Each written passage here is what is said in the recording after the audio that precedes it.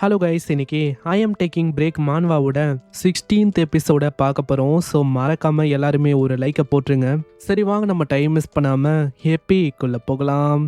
எப்பிக்கோட ஆரம்பத்தில் நம்ம ஹீரோவும் அந்த இடத்துல அப்படியே தூங்க ஆரம்பிக்க அந்த ட்ரீமுக்குள்ளே போக ஆரம்பிக்கிறான். ஏன்னா அந்த உலகத்தில் நம்ம ஹீரோவோட டைமு ரொம்ப ஸ்லோவாக போகும். அதனால அந்த 48 மணி நேரத்தில் ரொம்ப ஸ்ட்ராங்காக மாற முடியும். இப்போ என்கிட்ட கடைசியாக இது ஒரே ஒரு சான்ஸ் ஒண்டிதான் இருக்கு. இப்போ ஆள் வந்திருக்க இந்த இடம் தான் 1000 பிளேடோடைய அந்த இடம். அங்கே 1000 பிளேடும் உட்காந்து இருக்க நம்மால் அவனை பார்த்து ரொம்ப ஆச்சரியமாகறான். ஸ்டார்டிங்கில் இவரோட முகத்தையும் அப்பியரன்ஸை பார்த்து ஆள் பயந்து போயிட்டான். இவரு தான் அந்த 1000 பிளேடான்னு நம்ம ஷின்னோ அவருக்கிட்ட கேட்குறான். ஆமாம், 1000 பிளேடு, நான் இதுக்கு முன்னாடி கொடுத்த பிளேடு சரியாச்சா? அங்கே இதுக்கு முன்னாடி என்ன இருக்குன்னா, கஸ்டாவ் கூட சண்டை போடும் போது அந்த பிளேடு சுக்குநூறா அப்படியே நொறுங்கி போயிடுச்சு. இல்லை, அந்த பிளேடை பற்றி நீ கேட்குறியா? அது இன்னமும் முழுமையாக ரெடி ஆகல. ஏன்னா அதோட நிலைமையை ரொம்ப மோசமாக இருந்துச்சு. ஐயா பெரியவர், அது வரைக்கும் வச்சு எனக்கு ஏதாச்சும் கொடுங்கய்யா. ஏன்னா எதுவுமே இல்லாமல் இந்த இடத்துல எப்படி என்னால் ட்ரைனிங்கை பண்ண முடியும்? ஆனால் இதை கேட்டோன்னே 1000 பிளேடும் அதுக்கு நீ 1 மில்லியன் கோல்டு காயினை எனக்கு பே பண்ணுற மாதிரி இருக்கும். என்ன இது இந்த அளவுக்கு ரொம்ப அதிகமாக இருக்குது ப்ரைஸு? இல்லை, இந்த ப்ரைஸில் உனக்கு தரதே பெரிய விஷயம். உனக்கு வேணானா விடு. ஏன்னா உனக்கே தெரியும் பே பண்ணாமல் எதுவுமே இங்கே கிடைக்காது. நம்ம ஆளுக்கிட்டையும் வேற வழி இல்லை. ஆளும் அங்கே ஒத்துக்கிறான். சரி, நான் இந்த மாதிரி 1 மில்லியனை பே பண்ணிட்டேன், அதனால எனக்கான வெப்பனை சீக்கிரமாக கொடுப்பியா? ஆனால் ஒரு சைடு நம்மளுக்கும் ஒரு மாதிரி பயமாக தான் இருக்கு. போன வாட்டி மாதிரி இப்பயும் ஏதாச்சும் ட்ரிக்கை பண்ணி ஏமாத்திரமா அப்படின்னு தான் யோசிக்கிறான். அங்கே திடீர்னு போர்ட்டல் மாதிரி ஒரு விஷயமும் கிரியேட் ஆகுது. அந்த போர்ட்டல் வழியா ஒரு ஸ்வாடம் அப்பியர் ஆகுது. அதை பார்க்குற நம்ம ஹீரோ பயங்கரமாக கடுப்பாகிறான். 1000 பிளேடு, இது உனக்கே அநியாயமா இல்லையா? என் முன்னாடி இருக்கிறது வெறுமா ஒரு உடன் ஸ்வாடு, அவ்வளோதான். என்னை பார்த்தா என்ன முட்டாள் மாதிரி உனக்கு தெரியுதா? நான் ஒன்றும் நீ யோசிக்கிற மாதிரி அந்த அளவுக்கு முட்டாள் இல்லை. பார்க்கறதுக்கு இது ஒரு உடன் ஸ்வாடு மாதிரி இருக்கலாம், இருந்தாலும் இது ரொம்ப பவர்ஃபுல்லான ஒரு ஸ்வாடு. இந்த ஸ்வாடு 850 வருஷம் பழமையான ஒரு ஸ்வாடு. ஆப்ரிகாட் அப்படின்னு ஒரு ட்ரீயால உருவாக்கப்பட்ட ஸ்வாடு தான் இது. மவுண்ட் வா செக்டோட ஃபவுண்டரு அவரு இந்த ஸ்வாடை ட்ரைனிங் ஸ்வாடா இதுக்கு முன்னாடி பயன்படுத்தினாரு. என்னது 850 வருஷம் பழமையான ஒரு ஸ்வாடா? அதுவும் மவுண்ட் வா செக்டோட ஃபவுண்டர் அவரு பயன்படுத்தின ஸ்வாடா இது? ஆனா பரவாயில்ல, இது ஒன்றும் அந்த அளவுக்கு பேடான ஆஃபரா இல்லை. ஆல்ரெடி நான் பே பண்ணிட்டேன், இதுக்கு ரீஃபண்ட் அந்த மாதிரி விஷயமும் இல்லை. அதனால நான் இதை தான் பயன்படுத்துற மாதிரியும் இருக்கும். ஆக்டிவேட் அல்ட்ரா பிளேட் அப்படின்னு சொல்ல அதுவும் ஆக்டிவேட் ஆகுது. அங்கே இன்னொரு நோட்டிஃபிகேஷனும் அங்கே வரும். ஆள் நல்லா ட்ரைனிங் பண்ணி இதோட சிங்க்ரனைசேஷன் 50% ஹிட்டானா அந்த இடத்துல ஒரு மிராக்கிள் நம்ம ஹீரோக்கு ஏற்படுமா? என்னது 50%ல ஒரு மிராக்கிளா? அப்போனா நான் இங்கே ட்ரைனிங் எடுக்கிற மூலமா என்னோட சிங்க்ரனைசேஷன் அது ஏறும். ஆல்ரெடி நம்ம ஹீரோ போஷனை குடிச்சு ஒரு 46% எதுவும் ஏற்றிருக்கான். என்னமோ ஒரு 4% ஏற்றணும். ஆனால் அதுவும் சும்மா இல்லை, ரொம்ப பொறுமையாக தான் ஏறும். நான் கனவுல இருக்கேன், அதனால என்னால் கண்டிப்பாக சீக்கிரமாக அந்த சிங்க்ரனைசேஷனை ஏற்ற முடியும். எனக்கு புரியல, மிராக்கிள்னா அப்படி இங்கே என்ன ஏற்படும்? இப்படி ஆளு யோசிக்கிறான். ஆனால் 10,000 பிளேடா இருக்கிற அந்த காடு அவரு பயங்கர வேகமா ஒரு அட்டாக் பண்ணுவாரு. நம்ம ஷின்னோ அவனோட உடன் சவுடை வச்சு தடுக்கிறான். அட, இந்த ஸ்வாடு உண்மையிலேயே அற்புதமா இருக்கு. ஏன்னா ரியலி இதால அந்த மாதிரி ஒரு பயங்கரமான ஸ்வாடையை தடுக்க முடியுது. உடனே 1000 பிளேடும் சீக்கிரம் என்ன பண்ண இருக்க, சீக்கிரமா வந்து அட்டாக் பண்ணு. நம்ம ஹீரோ கிட்ட வாருக்கான டைமிங்கு 30 ஹவரும் ஏதோ தான் மிச்சம் இருக்கு. சிங்க்ரனைசேஷனும் 46% தான் அங்கே கம்ப்ளீட்டே ஆயிருக்கு. இது வரைக்கும் பண்ண அட்டாக்னால நம்ம ஹீரோ ரொம்ப டயர்ட் ஆயிடுறான். பரவாயில்ல, 10,000க்கும் மேல ஏகப்பட்ட அட்டாக்ஸை உன்னால பிளாக் பண்ண முடியுது. அது ரொம்ப இம்ப்ரெசிவான விஷயமா இருக்கு. நெக்ஸ்ட் 10,000 அட்டாக்கை நீ எப்படி பிளாக் பண்ணுன்னு பார்க்கலாம். அங்கே இதே மாதிரி ட்ரைனிங்கும் போகுது. ஒரு சைடு நம்மளும் போர்ஷன் மேலே போர்ஷன் அங்கே குடிக்கிறான். அங்கே மீதி ஒரு 20 ஹவரோ ஏதோ தான் இருக்கு. சிங்க்ரனைசேஷனும் 46.5% தான் இன்க்ரீஸ் ஆயிருக்கு. அங்கே ஷின்னுக்கும் கடைசியாக அவரோட வீக்னஸ் அங்கே தெரிய வருது. நம்ம ஷின்னு ரொம்ப வேகமாக ஒரு அட்டாக் அங்கே பண்ணுறான். இதை 10,000 பிளேடு அங்கே எதிர்பார்க்கல. ஃபைனலி முதல் முறையாக உங்க மேலே ஃபர்ஸ்ட் அட்டாக்கை நான் பண்ணிட்டேன். இதனால சிங்க்ரனைசேஷனும் 47% அங்கே இன்க்ரீஸ் ஆகுது. நான் இன்னமும் 50% ரீச் ஆகணும். அதுக்கு என்ன பண்ணாலும் பரவாயில்ல. ஆமா தம்பி, நீ குடிக்கிற அந்த போர்ஷன் எனக்கும் கிடைக்குமா? யோ போயா, என்னால அப்படி பண்ண முடியாது. இதெல்லாம் என்ன கதையா இருக்கு? உனக்கு வேணுமா? நீ தான் போயிட்டு வாங்கணும். திடீர்னு ஒரு வித்தியாசமான கையும் நம்ம ஹீரோவை வேற ஒரு இடத்துக்கு பிடிக்குது. அப்புறம் தான் தெரியுது இந்த 1000 பிளேடு மாதிரியே ட்ரூத் சீக்கர் அப்படின்னு ஒரு பர்சன் இருக்காரு. அவரோட வேலை தான் அங்க மசில் ட்ரைனிங் பண்ணுமா, அதுக்காக நம்ம ஹீரோ அங்க வந்துடுறான். தம்பி, நீ வந்து வாருக்கு ப்ரிப்பேர் ஆயின்னு இருக்க. வாருக்கு ப்ரிப்பேர் ஆகணும்னா மெட்டாலிக்கான பயங்கரமான ஒர்க் அவுட் எல்லாம் பண்ணணும். ஏன்னா மெட்டாலிக்கான ஒர்க் அவுட் தான் எப்பயுமே பெஸ்ட் அப்படின்னு சாட்டையை வச்சு முதுகுலேயே அவர் அடிக்கிறாரு. நம்மளுக்கும் என்ன பண்ணும் தெரியல. தம்பி பரவாயில்லப்பா, முன்ன இருக்கிறத விட உன்னோட மசில் அதெல்லாம் ரொம்ப ஸ்ட்ராங் ஆயிடுச்சு. சரி சீக்கிரம் என்ன பார்த்துன்னு இருக்க, போயிட்டு 2 டன்னு வெயிட்ஸை லிஃப்ட் பண்ணு, வார்ம் அப் பண்ற விதமா. இது எல்லாத்தையுமே நான் பண்ணணும், ஏன்னா அப்போதான் என்னால 50% அடைய முடியும், அந்த வாலையும் ஜெயிக்க முடியும். இதனால ஆளும் பயங்கரமா உன்னோட பவரை யூஸ் பண்ணி கண்ணா பின்னான்னு லிஃப்ட் பண்ண ஆரம்பிக்கிறான். இவன் எந்த அளவுக்கு ஆளு புஷ் பண்ணுவானா மூக்குல இருந்தெல்லாம் ரத்தமா வரும். அங்க ரொம்ப டயர்டானனால நம்ம ஆளு போஷனை வந்து குடிக்கிறான். இன்னமும் 10 வரும் ஏதோ தான் இருக்கு. அங்க 48% தான் இப்போதைக்கு சிங்க்ரனைஸ் ஆயிருக்கு. இப்போ நெக்ஸ்டா சவுண்ட்லெஸ் நைட்மேர் அவரோட டேர்னா, அவரு நெக்ஸ்ட் வர சொல்றாரு. இப்போ இவன் வேறையா, இவனால என்னென்ன பிரச்சனை வரப்போதும். ஆளு அவரோட இடத்துக்கு வரான். அந்த இடத்துல வந்தோடனே பயங்கரமா அந்த செடியும் வெட்டி போட ஆரம்பிக்கிறான். அதுவும் என்லெஸ் அப்படி ரீஜெனரேட் ஆகுது. சவுண்ட்லெஸ் நைட்மேர் அவங்க சொல்லும், சின்ன நெக்ஸ்ட் டைம் ஹிட் பண்ணும் போது ரொம்ப ஹார்டரா நீ பண்ணு. என்ன, நான் யோசிச்சதை விட இந்த 3 பேருமே ரொம்ப ஸ்ட்ராங்கா இருக்காங்க. அங்க வார் ஸ்டார்ட் ஆக இன்னமும் 1 minute 1 second இதுதான் இருக்கு. 49% தான் சிங்க்ரனைசேஷனும் ஆயிருக்கு. 1% ஷார்டேஜா இருக்கா. அந்த 1% ஏத்துறது கொண்டே கிட்டத்தட்ட 2000 போர்ஷனை நான் குடிக்கிற மாதிரி இருக்கும். ஐயோ என்கிட்ட டைம் இல்ல, மண்டையே பிச்சுக்குது. அட இரு, அவன் இப்பதான் சொன்னான் நெக்ஸ்ட் டைம் ஹிட் பண்ணும் போது ரொம்ப ஹார்டரா ஹிட் பண்ணுன்னு. அவ்வளோதானே, ட்ரை பண்ணி பார்த்துடலாம். என்னோட ஸ்வாட்மேன்ஷிப் அது எந்த அளவுக்கு ஸ்ட்ராங்காக மாறி இருக்குன்னு செக் பண்ணிடலாம். இப்படின்னு ஆளு பயங்கர வேகமாக அப்படியே வெட்டி போட ஆரம்பிக்கிறான். சின்ன பரவாயில்ல, நீ உண்மையிலேயே வேற லெவலில் முன்னேறிட்ட. அப்புறம் என்ன, என்ஜாய் பண்ணாம சீக்கிரமா அந்த 1% எனக்கு கொடு. அங்கே டைமிங்கும் இதே மாதிரி முடியுது. இன்னமும் ஒரே ஒரு செகண்ட் தான் இருக்கு. நம்ம ஆளு என்ன யோசிப்பான், சிங்க்ரனைசேஷனும் ஃபுல்லாக இருக்கும் அப்படின்னு யோசிப்பான். ஆனால் 49.9% தான் ஏறி இருக்கு. இதனால ஆளுக்கு பைத்தியம் பிடிக்கிற மாதிரி ஆகுது. பின்னாடியே சவுண்ட்லெஸ் நைட் மேலே அவங்க பாராட்டும். ஹே ஷின், உன்னோட ஹெவன்லி டிமானிக் ஸ்வாட் கார்டு அந்த டெக்னிக்கு உண்மையிலேயே பெஸ்டா இருக்கு. இப்படி அது பாராட்டின அத்த செகண்டியா அதுவும் 50% அப்படி இன்க்ரீஸ் ஆகுது. நம்ம ஆளுக்கு இன்னமும் அங்கே புரியல, ஏதோ ஒரு மிராக்கிள் ஏற்படும் அப்படின்னு அங்கே போட்டுருந்துச்சு. அது என்ன மிராக்கிளா இருக்கும். அங்கே சிஸ்டம் வழியா ஒரு விஷயமா அங்கே நோட்டிஃபை ஆகுது. உங்களோட சிங்க்ரனைசேஷன் 50% அதிகமாயிருக்குல்ல. உங்களோட சிங்க்ரனைசேஷன் எந்த அளவுக்கு அதிகமாகுதோ அதுக்கேற்ற மாதிரி உங்களோட ஏ ரேங்க் ஃபாலோவர்ஸ் அவங்களோட மென்டாலிட்டியும் ஸ்டாமினாவும் அதிகமாகும். அப்போனா இன்டைரக்டா இது ஸ்வாட் கார்டுக்கும் மிரிக்கும் ஒரு பெரிய உதவியா இருக்குமா. ஸோ இப்படி நான் ஏத்துற மூலமா அவங்களால சீக்கிரமாவே எஸ் ரேங்கா மாற முடியும். இப்பதான் எனக்கு புரியுது, அந்த மிராக்கள் வந்து இதானா. அங்க சிஸ்டம் வழியா வார ஆரம்பிச்சிச்சு, சீக்கிரமா நீங்க போகணும் அப்படின்னு ஒரு நோட்டிபிகேஷன் அவங்க வரும். நீங்க சீக்கிரமா வார தடுக்கணும், இல்லைன்னா அவ்வளவுதான் உங்க ஃபேட்டே ரிஸ்க்ல வரும். நான் சீக்கிரமா இப்ப ஆண்ட்ரியாக்கு போகணும், ஆனா அதுக்கு முன்னாடி ஒரு முக்கியமான வேலை இருக்கு. எனக்குன்னு ஸ்கூல்ல ஒரு டெலிவரி வந்திருக்கு, சீக்கிரமா நான் அதை வாங்கணும். அந்த டெலிவரியை நம்மளுக்கு காரணமா தான் வாங்கியிருப்பான். அது என்னது நம்மளுக்கு இதுக்கப்புறம் தான் தெரியுமே. சீன் அப்படியே நம்ம ஹீரோவோட ஆண்ட்ரியா அந்த இடத்த நோக்கி வரும். அங்க ஏகப்பட்ட ரெட் ஆண்டோட ஆர்மியும் கூடவே அந்த பயங்கரமான பீஸ்டுங்களும் வந்திருக்கு. அங்க அராக்னியும். அவ்வளவுதான், இன்னைக்கு ஈவில் கார்டோட அத்தாரிட்டியை நம்ம மொத்தமா முடிக்க போறோம். அவனோட கேசல் அது ரொம்ப ஸ்டடியா இருக்கு அப்படின்னு நான் கேள்விப்பட்டேன். சரி பியல்செபப், உன்னோட ஃபிளையிங் யூனிட்டை வச்சு மொத்தமா அதை முச்ச விடு.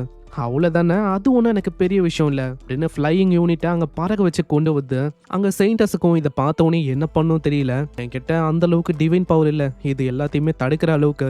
ஷென், நீங்கள் தான் ஏதாச்சும் பண்ணணும். உங்கள் எல்லா ஆர்டர்ஸையும் நான் கேட்குறேன், தயவு செஞ்சு இங்கே வாங்க. அங்கே மற்றவங்களுக்கும் பயமா இருக்கு, ஏன்னா அதுங்க உருவாக்குற அந்த லிக்விடு அதனால கல்லையே உருக்க முடியும். அப்படி இருக்கும் போது இந்த கேஸ் எல்லாம் ஒன்றுமே இல்லை, நம்ம சீக்கிரமா ஒன்றும் இல்லைன்னா அவ்வளோதான். அந்த கிரியேச்சரும் அவங்க வரும்போதே சொல்லும், இன்னைக்கு எங்கள் காடு மூலமா உங்கள் எல்லாரையுமே நாங்க ஒட்டுமொத்தமா முடிக்க போறோம். அதுவும் அந்த வித்தியாசமான லிக்விட பரப்பலான்னு வரும். ஆனா அதுக்குள்ள யாரோ ஒருத்தங்க பின்னாடி வராங்க. ஒரு பெரிய காலம் அப்பியர் ஆகுது. அரக்னி அந்த 4 பீஸ்டுங்க அது எல்லாமே அதை பார்த்து ரொம்ப ஆச்சரியமாவும். வரது வேற யாரும் இல்ல, நம்ம ஹீரோ தான். கூடவே பூச்சிகளை அழிக்கிறதுக்கான ஏகப்பட்ட ஸ்ப்ரேவையும் ஆளு கொண்டு வந்திருக்கான். நல்ல வேலை டெலிவரி அங்க டைமுக்கு வந்துச்சு. இப்போ என்கிட்ட ஏகப்பட்ட ஸ்ப்ரே இருக்கு, இதை வச்சு மொத்தமா இதுங்களை முடிக்க முடியும். ஆமா, அது என்ன, அதோட லாங்குவேஜே ரொம்ப வித்தியாசமா இருக்கு. அது ஈவில் கார்டோட லாங்குவேஜ்னு நினைக்கிறேன். ஆனா ஏன் தெரியல, நம்ம ரொம்ப நேரத்துக்கு இங்க இருந்தா கண்டிப்பா இறந்து போயிடும் அப்படின்னு எனக்கு தோணுது. நம்ம ஷின் ஒரு லுக்கு விட இதனால அது பயந்து போய் அப்படியே ஓடலான்னு பார்க்கும். நான் யோசிச்சதை விட இந்த பூச்சிங்களோட எண்ணிக்கை ரொம்ப அதிகமா இருக்கு. கார்டு கிரஷிங் ஃபிங்கர் அதால ஆக்டிவேட் பண்ண அது ரிமோட் மாதிரி அங்க ஒர்க் ஆகும். அந்த இடத்துல எல்லா ஸ்ப்ரேவும் அப்படியே ஆக்டிவேட் ஆகுது. இதுக்கு முன்னாடி ஜோஹானோட எபிலிட்டியா ஆள அப்சர்வ் பண்ணிருப்பான். அவன் கிட்ட டெலிகனேஸ் அப்படின்னு ஒரு எபிலிட்டி இருக்கும். அதையும் கார்டு ஃபிங்கரையும் பயன்படுத்தும் போது இது உண்மையிலேயே வேற லெவலா இருக்கு. அவ்வளவுதான், எல்லாருமே அழிஞ்சு போங்க. கேஸும் அது மேல பட ஆரம்பிக்க அவ்வளவுதான் கொஞ்சம் கொஞ்சமா அதுங்க அழிய ஆரம்பிக்குது. அங்க கீழே இருக்க எறும்புக்கெல்லாம் அங்க புரியுது, சீக்கிரம் அந்த கேஸை ஒண்டி யாருமே டச் பண்ணாதீங்க, அந்த இடத்த விட்டு சீக்கிரமா தள்ளி போங்க. ஏன்னா இதே மாதிரி போச்சுன்னா அவ்வளவுதான், நம்ம எல்லாருமே இங்க காலி. பின்னாடி இதை கேட்கிற நம்ம அராக்னியும், ஆமா என்ன நீங்க எல்லாருமே பைத்தியக்காரங்களா, பயப்படாம முன்னேறி போயினே இருங்க, அப்படியும் ஓட பாத்தீங்கன்னா கண்டிப்பா உங்க எல்லாருமே தேடி தேடி நான் கொல்லுவேன். அந்த புகை பரவ அங்க இருக்கிற நிறைய பேர் இறந்து போயிட்டாங்க. அங்க அராக்னிக்கும் இதை பார்த்தோன்னே கடுப்பாவுது. ஆமா ஹேய், உன்னால எதுவுமே பண்ண முடியாதா, சீக்கிரமா ஏதாச்சும் பண்ணு.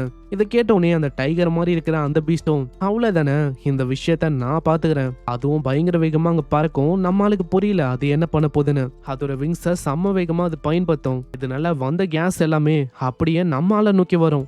இதே மாதிரி போச்சுன்னா அவ்வளவுதான், இந்த கேஸ்னால ஆண்ட்ரியா அது மொத்தமா அழிஞ்சிரும். இதனால அந்த சைக்கிக் பவரை வச்சு அந்த கேஸையும் பாட்டிலையும் அந்த போர்ட்டலுக்குள்ளேயே ஆள் அனுப்புறான். என்னோட ப்ரெஷியஸான மணி எல்லாமே இதனால வேஸ்டா போயிடுச்சு. அங்க அராக்னிக்கும் இப்பதான் அங்க நிம்மதியா இருக்கு. ஈவில் காட், எதுக்கு மேலேயும் அதே ட்ரிக்கை உன்னால திரும்பவும் பயன்படுத்த முடியாது. இந்த வாட்டி நீயும் உன்னோட ஆன்ட் ஆர்மியும் கண்டிப்பா சாகத போகுது. அங்க டைகர் மாதிரி இருக்கிற அந்த கிரியேச்சரும் அதோட வாயத்தை வந்து அங்க இருக்கிற ஆன்ட்டா அப்படியே கடிச்சு முழுங்க ஆரம்பிக்கும். அங்க ஷீனுக்கும் அது புரியல. ஆமா அந்த கேட்டு அது என்ன பண்ணிருக்கு, அது பண்ற விஷயம் அது ரொம்ப ப்ரூட்டலா இருக்கு. தன்னோட இனத்தையே சாக்ரிஃபைஸ் பண்ணி அது இன்னமும் ஸ்ட்ராங் ஆக பாக்குதா. அங்க இதே மாதிரி கிட்டத்தட்ட 100 மில்லியன் கிட்ட அது சாக்ரிஃபைஸ் அங்க பண்ணும். அராக்னிக்கும் அதுதான் அங்க சரியா படும். ஏன்னா இந்த மாதிரி ஒரு மொமெண்ட்டை எங்களால அப்படியே விட முடியாது. அங்க ஷின்னுக்கும் அந்த பூனையை பார்த்தா ரொம்ப கடுப்பா இருக்கு. ஏன்னா அந்த பூனை பண்ண வேலையால எல்லா விஷயமும் வேஸ்டா போயிடுச்சு. அந்த பூனையை டெஃபினட்டா நான் கொல்லாம விட மாட்டேன். காடு கிரஷிங் அப்படின்னு ஆளு பயன்படுத்தலான்னு போவோம். ஆனா ஏகப்பட்ட ஃபிளையிங் யூனிட்டும் மேல வரும். இது எல்லாமே அராக்னியோட பிளான் தான். மேல வர அந்த ஃபிளையிங் யூனிட்டால ஒரு ஸ்டோனியை மொத்தமா கிரஷ் பண்ண முடியும். ஈவில் கார்டை கொல்ல முடியாம இருக்கலாம், ஆனா கண்டிப்பா ஈவில் கார்டுக்கு பெரிய அளவுல இதனால டேமேஜ் ஆகும். அங்க இதே மாதிரி ஃபிளையிங் யூனிட்டும் அப்படியே கீழே விழ ஆரம்பிக்கும். நம்மளால ஸ்ட்ராங் பாடி ஆக்டிவேட் பண்ண ஆளோட உடம்பும் அப்படியே பெருசாகும். அங்க அது இன்னும் கடிக்கலான்னு போகுது. அதனால அது உடஞ்சு போனதுதான் மிச்சம். இது எல்லாத்துக்குமே காரணம் அந்த ட்ரூத் சீக்கர். அவரு தான், அவரோட ட்ரைனிங் அந்த மாதிரி. அங்க மத்த எறும்பும் யாருமே பேனிக் ஆக வேணாம், ஏன்னா நம்ம எண்ணிக்கையில ரொம்ப அதிகமா இருக்கும். ஒன்னா சேர்ந்தா நம்மளால கண்டிப்பா அவனை மொத்தமா அழிக்க முடியும். இதே மாதிரி ஏகப்பட்ட எறும்பு மலை மாதிரி அப்படியே நம்ம ஹீரோ மேல விழ ஆரம்பிக்கும். ஷின்னோட உடம்பு முழுக்க ரெட் கலர்ல எறும்பு எறும்பா இருக்கும். அங்க ஆளு மிடில் ஃபிங்கரை வச்சு ஃபயரை வர வைக்கிறான். அந்த ஃபயரும் பாடியில பரவ ஆரம்பிக்க அவ்வளவுதான், அங்க இருக்கிற எறும்பு எல்லாமே அழிஞ்சு போகுது. அங்க இதே மாதிரி ஃபயர்ஸை 1 by 1 எல்லா சைடுமே எரிக்கிறான். அங்க மத்த எறும்புக்கும் என்ன பண்ணும் தெரியல, ஏன்னா அது ஒரு ரெயின் மாதிரி அங்க இங்கன்னு பெய்யும். எல்லாருமே ஓடலான்னு பாப்பாங்க, ஆனா எல்லாருமே 1 by 1 சாக ஆரம்பிக்கிறாங்க. பிரச்சனை என்னன்னா இதே மாதிரி போச்சுன்னா என்னோட டிவைன் பவர் அது கொஞ்சம் கொஞ்சமா கம்மியாயிடும். அந்த 1 பில்லியன் ஆளுங்களை சாக்ரிஃபைஸ் பண்றதுக்கான கொஸ்ட்ல 52 லட்சம் அவங்க கம்ப்ளீட் ஆயிருக்கு. இங்க வந்திருக்க அந்த இம்பீரியல் ஆர்மி அவங்களோட எண்ணிக்கையும் ரொம்ப அதிகமா தான் இருக்கு. ஆனா பிரச்சனை என்னன்னா இப்பயே என்கிட்ட அந்த அளவுக்கு டிவைன் பவர்ஸ் இல்ல.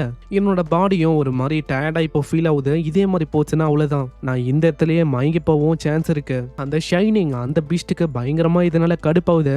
சைட்ல அராக்னியும், சீக்கிரம் ஏதாச்சும் பண்ணுங்க, மொத்தமா அந்த ஈவில் கார்டை நீங்க அழிக்கணும். அங்க இதை கேட்கிற அந்த ஃபிளேம் பீஸ்டும், என்னோட ஃபயர் பவரை பெரிய அளவுல நான் பயன்படுத்தணும்னா 100 மில்லியனுக்கான சாக்ரிஃபைஸ் அது எனக்கு வேணும். கண்டிப்பா நீ என்ன ஆசைப்படுறியோ தாராளமா அந்த மாதிரி பண்ணு.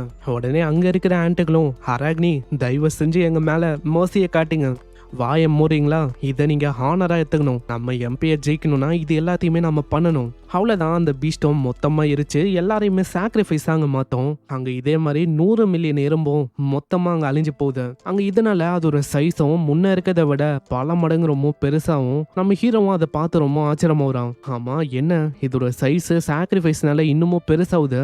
இதே மாதிரி போச்சுன்னா இது இன்னமும் பெரிய ட்ரபிளா இருக்கும். அதுவும் அங்கே நல்லா அதோட ஃபயர் பவரை ஏற்றிக்கின்னு ரொம்ப வேகமாக நம்ம ஹீரோ நோக்கி வரும். கிரஷிங் காட்ஸ் ஃபிங்கரை ஆள் பயன்படுத்துகிறான். ஆனால் ஆளுக்கிட்ட போதுமான அளவுக்கு டிவைன் பவர் இல்லையா, இதனால அதுவும் ஒர்க்கவுல. நேர கேட்ட நேரத்தில் தான் டிவைன் பவரும் இல்லாமல் போகுமா. அந்த அட்டாக்கும் டைரக்டா நம்ம ஹீரோ மேல படும். நிலைமையே மோசமாகுது. அந்த கேசலுக்கு பக்கத்துல ஆளு விழுவான்.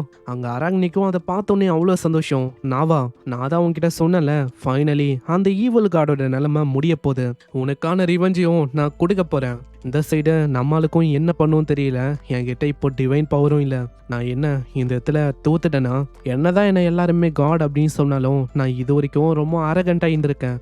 வீக்காகவும் ஒன்றுத்துக்கும் லாய்க்கு இல்லாத ஒரு பர்சனாக தான் நான் இருந்திருக்கேன். எனக்கு ரெசிடென்ஸாக இருக்கிற அந்த ஆளுங்களை கூட என்னால் ப்ரொடெக்ட் பண்ண முடியல. அங்கே செயின்டர்ஸும் வந்து கெஞ்ச ஆரம்பிக்கிறாங்க, தயவு செஞ்சு கண்ணை மூடாதீங்க லாச்சியன். செயின்டர்ஸ் எதுக்காக நீங்க இருக்க, இந்த மாதிரி டைம்ல இந்த கேஸில் விட்டு நீ போயிருக்கணும்ல, நீங்க கவலைப்பட வேணாம், என் கிட்ட இருக்கிற அந்த ஹீலிங் அத்தாரிட்டியை வச்சு எப்படியாச்சும் நான் ஹீல் பண்றேன். ஆனா அந்த ஃபிளேம்ஸ் இன்னமும் நம்ம ஹீரோவை அஃபெக்ட் பண்ணிருக்கோம். சயின்டிஸ்ட் அதனால என்னதான் ஹீல் பண்ண ட்ரை பண்ணியும் அங்க ஹீலே ஆகல.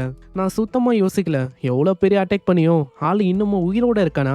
சரி, டெஃபினட்டா நெக்ஸ்ட் அட்டாக்ல உன்னோட கதையை நான் முடிக்கிறேன். நீ என்னோட மாஸ்டருக்கு ஒரு ஆஃபரிங்கா மாற போற. இந்த சைடு கயாமி ட்ரைபோட அந்த ஆண்டோ அவங்க ப்ரே பண்ணும். உங்களோட நம்பர் 1 டிசெண்டன்ட் நான் இருக்கேன், என்னால கண்டிப்பா உங்களுக்கு உதவி பண்ண முடியும், என்ன அங்க வரவீங்க. இதனால ஷின்னோ அவன் கிட்ட இருக்கிற கொஞ்சோண்டு பவரை வச்சு டவல்ல இருந்து ஆளை வெளியில எடுக்கிறான். இதனால கயாமி ட்ரைபோட அந்த ஆண்டோ வெளியில அப்பியர் ஆகுது. ஆனா என்ன ஒண்ணு, 60 மினிட்டுக்கு ஒண்டி தான் இங்க வெளியில இருக்க முடியும். லாச்சின், நீங்க எதை பத்தியும் கவலைப்பட வேணாம். நான் உள்ள ஏகப்பட்ட கொடூரமான மாஸ்டர்ஸ் எல்லாம் கொன்னேன். ஸோ என்னால இதையும் அசால்ட்டா முடிக்க முடியும் இப்படின்னு ஆளு சொல்ல இருப்பான். ஆனா அந்த டைகர் அப்படியே முழுங்கிடும். நீலாம் என் முன்னாடி ஒரு பூச்சி மாதான், உனக்கு அவ்வளோ தைரியமா என் முன்னாடி பேசுற அளவுக்கு. அங்க செயின்டஸும் இதை பார்த்து ரொம்ப பயந்து போறா. ஆளுதான் கயாமி ட்ரைபிலேயே ரொம்ப ஸ்ட்ராங்கான பர்சன், அவன் நிலைமை இப்படி ஆயிடுச்சா அப்படின்னு தான் அவன் யோசிக்கிறான். அங்க 10,000 பிளேடு வழியா ஒரு நோட்டிபிகேஷனும் நம்ம ஹீரோக்கு அப்பியர் ஆகுது. அங்க இதுக்கு முன்னாடி நம்ம ஹீரோ உடைச்ச அந்த ஸ்வாடு அது ரிப்பேர் ஆயிடுச்சு அப்படின்னு அங்க வரும். அதே மாதிரி அதுக்கான டெலிவரி அதுவும் ஃப்ரீ தான். அங்க போர்ட்டல் மாதிரி ஒரு விஷயமா ஓப்பன் ஆகுது. ஒரு கொடூரமான சோடம் நம்ம ஹீரோ முன்னாடி அப்பியர் ஆகுது. அதோட சைஸும் அந்த சோட மாதிரி குட்டியெல்லாம் இல்ல, செம்ம பெருசா இருக்கு. அதுக்கு அங்க கண்ணெல்லாம் இருக்கு. அது ஒரு உயிரோட இருக்கிற ஒரு சோடு. இது இங்க அப்பியர் ஆக இங்கே இந்த எபிசோட முடியுது. பார்க்கலாம் இதுக்கப்புறம் என்ன ஆகுதுன்னு. நம்ம ஹீரோ கிட்ட டிவைன் பவர் அந்த அளவுக்கு இல்ல. ஸோ ஆளு இந்த சோட வச்சு அங்க சமாளிக்கிற மாதிரி இருக்கும். இந்த ஆண்ட்ரியாவோட இந்த ஆர்க்கு முடிஞ்சவனே இன்னமும் வேற லெவல்ல போகும். ஸோ பொறுமையா வாட்ச் பண்ணுங்க. ஏன்னா இப்போதான் கொஞ்சம் கொஞ்சமா லோ கார்டான அந்த கொஸ்டை வந்து முடிக்கிறான். இதுக்கப்புறம் தான் ஆளு பொறுமையா ஒரு ஹை டியர்ல இருக்க காடாவும் மாறுவான். வீடியோவை எவ்வளவு தூரம் பாக்குறீங்கன்னா மறக்காம ஒரு லைக்கை போட்டுருங்க. ஏன்னா அப்பதான் இன்னமும் நிறைய பேருக்கு ரெக்கமெண்ட் ஆகும், தொடர்ந்து வீடியோஸை போட முடியும். நான் உங்களை நெக்ஸ்ட் எபிசோட்ல சந்திக்கிறேன். தேங்க்யூ ஃபார் வாட்சிங். சைனரா.